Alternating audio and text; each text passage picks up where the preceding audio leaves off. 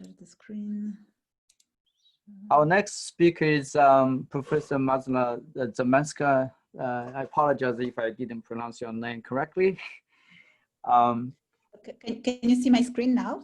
Yes, go ahead. Yes. I think we're going to continue the interesting discussion on the driven dissipation open quantum system. Okay, so I would like to start by thanking David for the organization of this interesting meeting. And I think it's especially important now when all the conferences and programs are canceled and we don't have much contact with each other. And I will talk about full quantum scalable approaches to driven-dissipative lattice models. So first, I would like to start by thanking my group in UCL, and in particular, my two PhD students, Alex and Connor, whose work I will be discussing. And also the first part of my work will be in collaboration with Piotr Duer and Michał Matuszewski in Warsaw.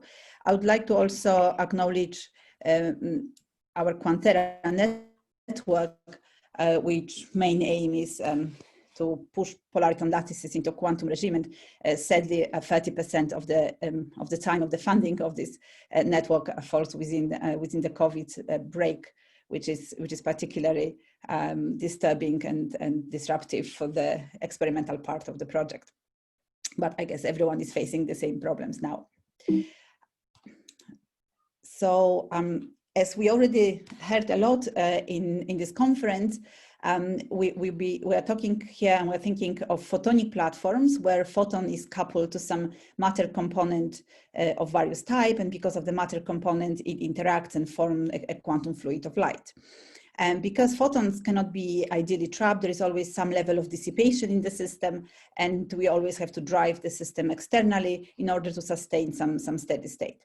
And such platform range from polaritons, photon BEC, to circuit QED systems, atoms in cavities, as we heard yesterday, and many more. And following the first years of research on quantum fluids of light, which were gradually in a kind of two-dimensional semi-infinite systems, now the next step, similarly to cold atoms, is to look at lattices. So lattices has been proposed already some time ago. Initially, they were just shallow lattices made by either gold deposition or surface acoustic waves. And then the recent developments involved a much deeper lattices. There are various techniques considered by different experimentalists, which range from sub-wavelength grating done by Huideng group to pump modulation, which we heard a lot about by Pavlos and Natalia in the last 2 days, and to very strongly confined lattices of micropillars led by Alberto Amo and Jacqueline Bloch. So already, without even going to strongly correlated or strongly interacting regime, there has been quite a lot of interesting developments, especially in the area of topological phases, which are already interesting on the level of single particle without even going to any interactions. However, we now kind of know that one of the main holy grail in the community is to push these lattices to strong correlations, to strong interactions, which was also discussed in the previous days. So there are two pathways to that. So one pathway would be to optimize confinement, and as in cold atoms, to make the lattices much more confined, much more narrow, and that would lead to stronger interaction. So this is the path we took within our Quantera Interpol collaboration, and this could be done in many ways. One can take for example, the design of the micropillar and make a micropillar instead of just on two-dimensional structure first to grow the mesas, and then put a micropillar around that mesos, so be a one box inside another box, which will probably lead to enhanced confinement. One can combine mesas with surface acoustic waves, or even better, to make open cavities and put surface acoustic waves in the middle of an open cavity, because we know that if the surface acoustic waves is put on the top of the Bragg reflector, then it doesn't lead to very strong potential variations in the quantum well. But if it's put directly on the quantum well, then we can create actually quite a confined system. So all of these things are being tried right now, and hopefully they will lead to some breakthrough eventually. There is also another direction. Instead of optimizing the confinement, we can also go into increasing the interactions between polaritons, or in some way to increase correlations. So I want to highlight one work which we just submitted to Optica with Paulo Santos experiments, where it was possible to create arrays of OPO. So instead of actually increasing the interactions between polaritons, we can directly create correlated states of Signer and Idler, and that could be put in an array using mesons plus Selfic acoustic waves to obtain an exact phase matching. So it's quite a nice technique. And we can also increase interactions by directly increasing interaction of excitons by, for example, placing them in parallel quantum wells to create indirect excitons, which they can mix with photons via dipolariton. And if such dipolariton can be now engineered into micropillar, then hopefully we can get to the regime where quantum effects are important. There is also excitonic Feshbach resonance, and also, I mean, this is not an exhaustive list. People are thinking of various ideas how to indirectly increase exciton-exciton or polariton-polariton interactions. And I got a feeling from previous days that perhaps because none of the experimentalists actually pursuing these ideas were in the audience, but I think the feeling from the previous days was quite pessimistic, that it's not really that easy to go to quantum regime for polaritons when we have one or a few polaritons per lattice site. But I would perhaps be slightly more optimistic on that ground. I remember days when a polariton BEC was a dream, and people didn't believe it was possible. Now it's considered to be trivial, and many groups are working with polariton BEC. So I think it's just a question of time, moving into both directions, trying to increase the interactions on one hand and trying to increase then the confinement on the other hand, where we have a kind of a quantum regime of polariton lattices. But also there are not only polariton lattices available with photonic platforms. We know there is a circuit QED lattices, which has been which has progressed quite substantially in recent years. This is an example of 2019 work by Alicia Kohler, where a nice, very large lattices can be engineered, even such that they don't exist in nature. This is a hyperbolic lattices which lead to curved spaces, which is very interesting. And also within circuit QED platform, we know it's very easy to put qubits inside those resonators and create a strongly correlated state. So undoubtedly, this development both in polariton lattices as well as circuit QED lattices and other lattices is that we need theoretical methods for driven-dissipative lattice systems. So we have quite a lot of methods for lattice systems which are in thermal equilibrium, which are not open, but methods for driven-dissipative lattice systems are still under development. So on one hand, of course, we can treat the problem exactly, such as, for example, by exact solution of master equations, and this will, however, work only for small systems and very far from any thermodynamic limit and any many-body type of approach. On the other hand, we have approximate methods such as mean field, semi-classical, stochastic. However, these methods might miss some of the important quantum correlations. So we have a need of scalable but fully quantum methods for driven-dissipative lattices. And in this talk, I will present two such methods which we explored in our group. So one method is an old method which was underappreciated, and we're trying to now bring it to the full glory and show that it works amazingly well for driven-dissipative system. And another method which was designed in our group largely by Conor McKeever, by my PhD student. So the first method I want to talk about is the so-called positive P method, and I will advocate it that this is an excellent method for driven-dissipative lattices of bosons. So this method dates back a long time. It was used in quantum optics to some extent, and it was also used in ultra-cold atoms, but it was not very successful especially in ultra-cold atoms, and precisely for the fact that this method is a stochastic method, is an exact method, but it's very numerically unstable. So if you are lucky to go into a regime where the method works, you have an exact answer, but it hardly ever works for closed system, and that's why it was not that popular. However, we showed using several examples, but one which I will discuss here of the Bose-Hubbard model is that actually adding dissipation and adding drive to the system largely stabilizes this method and makes it usable for a very wide range of problems. So these methods are quite useful because they scale linearly with the system size. So they're excellent to look at large lattices. They're relatively cheap computationally in respect to other methods. Basically, you just need to increase the number of realizations, but the single run is quite inexpensive. And then one can very easily calculate all observables by just stochastic averages over the fields which you are computing. So in the nutshell, the positive methods one can derive from writing the master equations. The red font indicate the dissipative part, and then mapping into Fokker-Planck equation, and finally getting a stochastic equation for phase variables.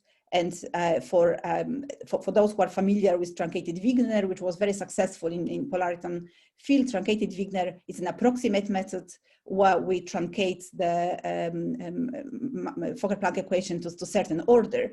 And because of that truncation, we get only equation for one field operator. And that leads to numerics, which is very stable, but is approximate. It cannot capture anything which becomes really quantum. Positive P is exact. There is no approximation being made, but as I said, it's sometimes numerically unstable. However, it's an exact in the limit of infinite realizations. And we use that method on the Bose-Hubbard model. We have a Bose-Hubbard mu, a coherent drive in the system, and dissipation. So performing this prescribed prescription to map to master an Langevin equation, we obtain a Langevin equation, a stochastic equation for these two fields. They shouldn't be associated with any observables, only an average only a stochastic average of a given observable has any physical meaning. The alphas and betas by itself, they don't have much of the meaning, but it's very easy to solve these equations on a computer. The only difficulty is that you have to do it many times to get a convergence, but that's not really an issue usually if the system converges quite fast. So to recap, is that for closed system, this method was not very useful because it very often the trajectories will go to infinity.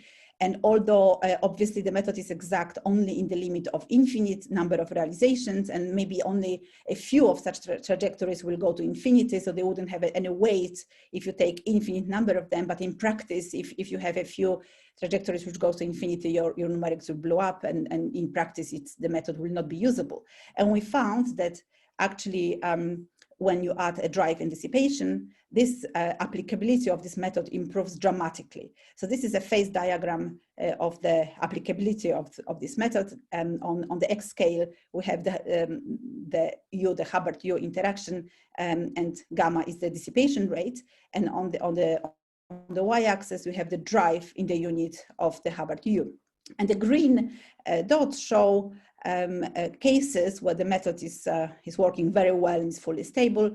The blue and yellow are the marginal cases where, for example, the method is able to reach the steady state, but eventually, if you keep running, you will blow up to infinity. Or in the case of yellow, it gets the right steady state, but the noise ratio, the signal noise ratio is quite bad, so it's difficult to calculate observables within a reasonable amount of realizations. Obviously, if you increase the realization, you will improve that. And so, as you can see, is that it's a quite large range of phase diagram which is directly applicable to that method. And interestingly, the positive P seems to be complementary to truncated Wigner. So truncated Wigner is as I said, is a very related technique, but it's an approximate. So one is solving only one equation for one stochastic equation for one field, and it came from approximating the Fokker-Planck equation for some of the quantumness. Some of the quantum correlations are neglected, and it turns out that this obviously the truncated Wigner will be accurate for large drive when you have a lot of particles in the system, because then the quantum correlations are small. So not that positive P will not be accurate. Positive P is an exact method, so will always be accurate. It's just it will not be stable, numerically stable in that regime. Whereas in this regime here, the positive P will work very well, whereas truncated Wigner will just not be accurate. But as you can see, between these two stochastic methods, we can cover a huge range of this phase diagram. So provided that your dissipation is significant, either drive is significant or your decay is significant, you can use stochastic methods to describe your system very well. So now one can think, okay, maybe we're just throwing the baby with the bathwater, that we're just considering only cases which are really almost semi-classical, so no wonder that this stochastic method works.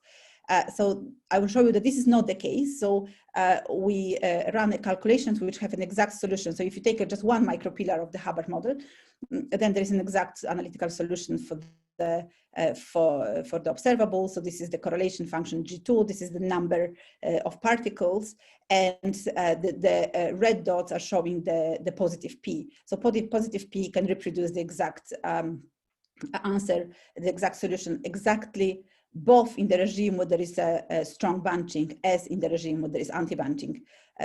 So it can capture all kinds of correlations. Whereas if you can look at the dashed curve here, the brown curve, this is truncated Wigner method.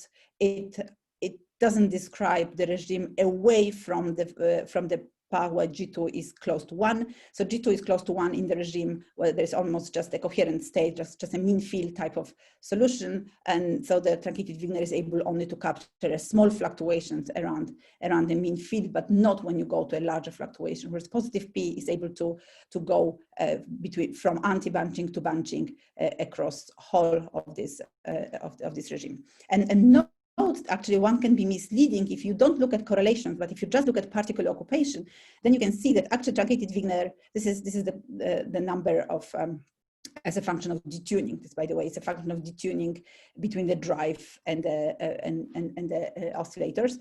Then you can see that whether you use positive P exact solution or truncated Wigner, you more or less get the same solution. There is very small difference between truncated Wigner and exact.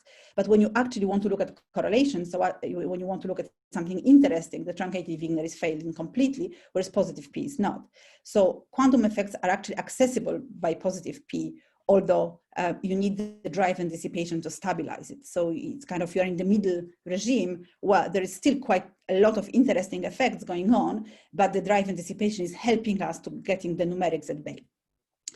One can also look at thermal effects. So this results here are where the drive is coherent and the dissipation is to the zero temperature reservoir. So if you look at the state, actually, if you look at, let's say, if you want to look at condensate fractions, number of coherent photons divided by total number of photons, here is very coherent. You have correlations, but there is a lot of coherence there. But it's also possible to generalize positive P to cases with finite temperature reservoir here. So the master equation will be the following, and the only difference between your original equations and the equations with finite temperature is that you will have additional noise terms in your simulations, which are proportional to the occupation of the bath connected with temperature. And indeed, we were able to see that if you have quite a large temperature in the environment, so the condensate fraction will be around 0.5, so it's not really a coherent state. We were able to get also G2 close to 1.9, so kind of going to a thermal state. Obviously, it's not a fully thermal state because we have a coherent drive there, but the point is that it's not only that the positive P can describe cases which are very coherent and only a small quantum correlation on the top of a coherent state, but it can also describe the thermal states and thermalization. So it seems quite powerful. So now we go to largest, especially that the method is, as I said, quite cheap computationally. We can go to 100 by 100, or even I think the largest Pierre did was 256 by 256 sites, which is absolutely not possible with other exact methods. So Vincenzo Savona mentioned Corder-Sperry normalization, with which we'll be comparing. They were able only to go to 8 by 8. So I mean, this is a completely different scale of difference. And so here we are showing in yellow is a single site case. In color, green and blue is the lattice. and the dashed line shows self-consistent mean field. So as expected, if you just want to look at occupation, it doesn't really matter. I mean, you can do your mean field calculations because the fluctuation, the exact solution is almost the same as your mean field. This applies to number of particles. This applies to condensate fraction also to some extent. But if you want to look at correlations, so if you really want to create some nice many-body correlated states, then there is a very big difference between the solutions we are getting from that method and self-consistent mean field. So really, we can describe the quantum correlation well with that method, but large systems are needed for convergence. So if you just take a small system sizes, you might get you might describe quite well the densities, the condensate fractions. But if you want to actually look at correlations within the site or between the sites, then the convergence is not reached unless you go to large lattices. So the method is very also good from the point of view if you want to look at non-uniform lattices. Unlike tensor networks, it doesn't require any ansatz which would depend on the symmetry of your problem in space. So you can actually model anything. Here Piotr took a logo of Institute of Physics to show the point. But space and time dependence of parameters can be easily incorporated with no extra numerical cost whatsoever. That's again G2 as a function of position. And you can see that the real answer differs substantially from both the self-consistent mean field and the Gross-Pitayevsky equation. So we run Gross-Pitayevsky on that and self-consistent mean field. And again, while occupations might somewhat be well described by, in this case, Gross-Pitayevsky, the correlations are quite far from any of these approximate methods. But the method is perfect to look at correlations, interference, tunneling, and all kinds of non-local effects. One can also very easily include non-local interactions into the problem. There is no cost in doing that. So we kind of tested that method quite heavily on bosonic lattices, all kinds of bosonic lattices for this Bose-Hubbard model. And now the next step is to generalize. You can see already that it will also work for spins and boson model. So this is, I won't show results yet, although we have some results, but it's quite preliminary. It's possible to generalize the method to take a spins in a cavity or half spins or other type of spins and design very similar positive P calculations for spin bosons model. So now I want to show just briefly one example. We took an example of Lieb lattices. So why Lieb lattices is because, I mean, they're studied experimentally in polariton context, but they have a flat band. So we know that we are not yet in quantum regime with polariton lattices. Probably the highest one can get is with U being around 0.1 gamma, and this is quite optimistic already. And so the question is, can we see anything interesting with such a small nonlinearity? And the answer is probably yes, because we can always create lattices or structures which can help to go into interesting regimes by something else. And if you have a flat band where kinetic energy is not important, then any interaction energy might lead to interesting effects. And Lieb lattices would then be quite a good example of such a case where perhaps a smaller interaction could lead to something interesting. So Lieb lattices were looked at by the corner space renormalization method. So we wanted to compare, to have a benchmark. It's always good to have. And so you can see in the brackets here in this table are results from Cristiano Ciuti corner space renormalization, and we get an excellent agreement between positive P and corner space renormalization. This is the densities. These are correlations here. But obviously, Cristiano can go for the square lattice, he went 8 by 8. For the Lieb lattices, the maximum was 4 by 4 because you have three pillars in the unit cell. So it's actually 4 by 4 times 3 computational effort. So the red parts are when none of the methods were able to go, so there is nothing to compare with. But we can see already that if you look at correlations, being 4 by 4 is not enough. Yeah, if you go to 10 by 10, you already have a substantial correction to the correlation. So we really need a larger lattices if you want to describe a kind of more strongly correlated systems.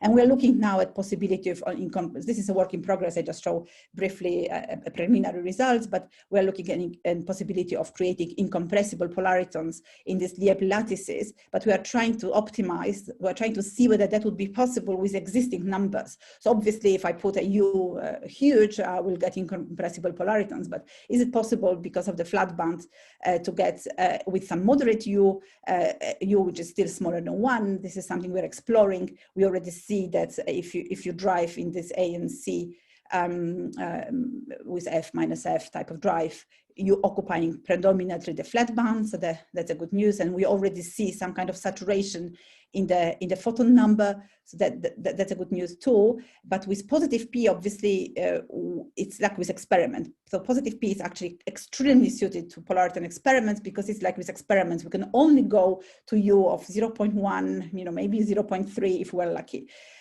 So if we want to increase U, we have to go somewhere else, and this somewhere else will be, which I will discuss in a moment, will be tensor networks, which the method which was designed in my group by Connor, and that's again work in progress. We're seeing this saturation of the density, so towards the, as I said, incompressible polaritons.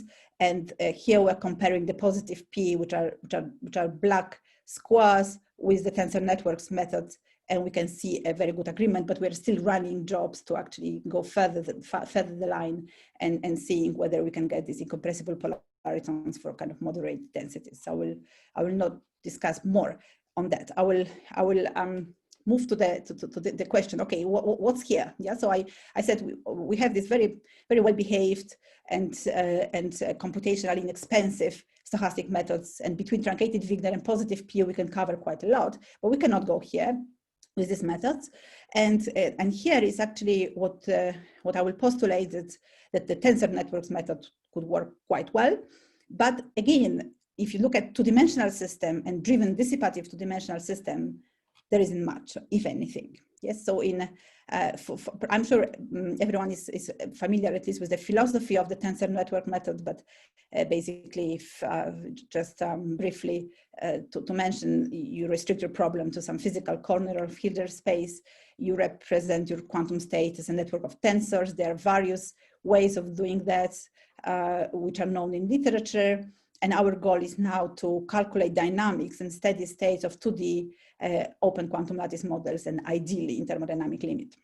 So that's such a method is to some extent possible. And in looking at that, you have to think in two ways. So on one side, you have your environment, you have your kind of external part of the system. So you're either coherent drive or incoherent drive, you have dissipation, you have anything outside of the system. And then you have your unit cell plus environment, where by environment here, we just mean everything else apart from your unit cell. And you have to solve this Limland master equation. So I won't go into details of that technique. For interested, I refer to work which we very soon on the archive, and then once it's accepted in a journal, we'll make the code available. Is based on the infinite projected entangled pair operator, and the dynamics is evaluated with time evolving block decimation. Connor can tell you all about how he did it. But we benchmark the method first in order to see whether it works. We benchmark against systems which have exact solutions. So such an exact solution is available for some classes of driven-dissipative systems. There are not many, but there are some, and it has been an interesting paper 3 years ago. It's possible to calculate exactly, numerically, but exactly for some class of Transfeld field dissipative Ising models where Hx here is set to 0. So we have something to benchmark with. So we consider now cases with strong damping. So where the dissipation, actually this is the dissipator for the spin, which doesn't commute with the Hamiltonian, so in principle can lead to interesting phases. We look at strong, moderate, and weak damping, for which one can calculate exact solution by this method. And then we also looked at a case when there is no exact solution, so when this field is finite, and that's basically to see whether the method works. So if you look at observables here, so these are various observable: magnetization, purity, and then spin-spin correlations. Then exact solution is shown by a dashed line, whereas the various level of our tensor networks, increasing the bond dimensions, is shown in color. So the bond dimension 1 means mean field. So as you can see, even for the strong damping, so one would expect, okay, strong damping should be essentially mean field. But if you look at especially correlations, it's already quite away from the mean field. And we get an excellent agreement already for bond dimension larger than 3 with our method with the exact solution. So you can go to moderate damping, then you differ even more from the mean field, and even magnetization is completely different at the mean field level than exact solution. And again, you get a very good agreement for all of the observables.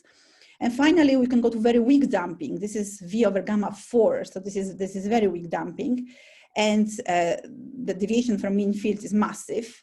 And we get good agreement at early times, and then the methods start deviating from the exact solution. So you see the drive and dissipation, or I mean, there's no drive here, but the dissipation actually is helping the method. Yeah, so it's although we are quite far from the mean field, and probably increasing the bond dimension further would get a better.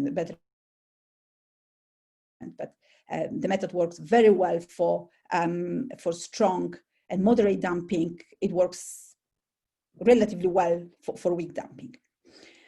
So now we consider a case which is there's no analytic solution, there's no exact numerical solution to compare with, there's nothing to compare with, and we can see that the convergence is achieved for bond dimension larger than 4, and basically there is no exact solution to compare. So at that stage we need a quantum simulator.